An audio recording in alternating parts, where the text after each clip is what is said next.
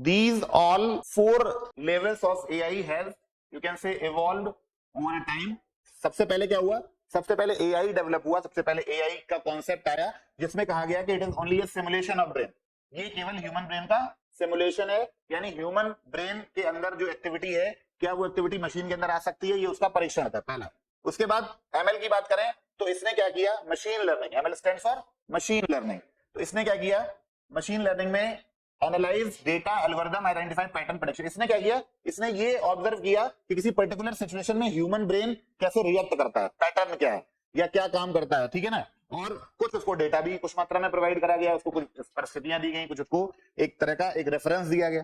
तब इसने क्या किया, तब एमएल डेवलप हुआ। एमएल की एडवांस स्टेज है एएनएन। एएनएन में क्या हुआ, जैसे ह्यूमन ब्रेन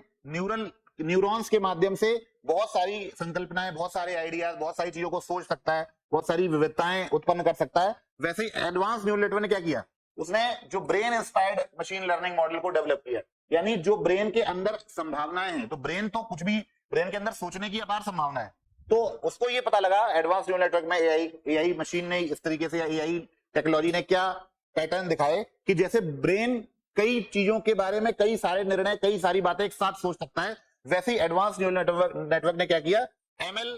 को अपग्रेड कर दिया और एएनएन के फॉर्म में कन्वर्ट हो गया। अब नाउ दिस एएनएन, अब इस एएनएन, इस एमएल और इस एआई तीनों का सिमुलेशन है, तीनों का कॉम्बिनेशन है डीप लर्निंग। इसने क्या किया, इसने नॉर्मल न्यूरल नेटवर्क को पूरा ब्रेन के यूज करा, उसके बाद एमएल का और बाकी का डेटा और एल्गोरिथम यूज करी, और इसने क्या किया, इसने पूरी तरीके से ह्यूमन ब्रेन को पूरी तरीके से उसके जो पैटर्न है उसको समझ लिया, और ह्यूमन ब्रेन की जितनी भी तरह की एक्टिविटीज वो जनरली सोच सकता है, वैसे तो संभावनाएं अपार है ह्यूमन ब्रेन के बारे में, जितनी भी रिसर्च हुई है उसमें बहुत सारी संभावना है, क्योंकि इस मशीन को भी ह्यूमन ब्रेन नहीं बनाया है, तो ऐसा नहीं है, लेकिन फिर भी हम अपने, जैसे कि आपको पता होगा एक स्टडी के मुताबिक कि ह्यूमन ब्रेन अपनी टोटल स्ट्रेंथ का बहुत कम परसेंटेज 5% लगभग यूज करता है, ठीक है, 10% में तो बहुत टॉप लेवल का नासा का और बहुत बड़े लेवल का साइंटिस्ट हो जाता है, स्टीफन हॉकिंस हो जाते हैं, है ना, या न्यूटन हो जाते हैं, आइंस्टाइन हो जाते हैं, नागार्जुन हो जाते होंगे, महर्षि कणाद हो जाते होंगे, है कि नहीं, लेकिन है क्या, ये जितना भी जो भी हमारे पास है ब्रेन में न्यूरॉन्स के काम करने के लिए जगह, या जो भी हम उसके लिए जो हमारी एफिशिएंसी हो सकती है मैक्सिमम ब्रेन की, उस मैक्सिमम एफिशिएंसी को ये काफी हद तक डिकोड करने में डीप लर्निंग जो है वो सफल हो चुकी है।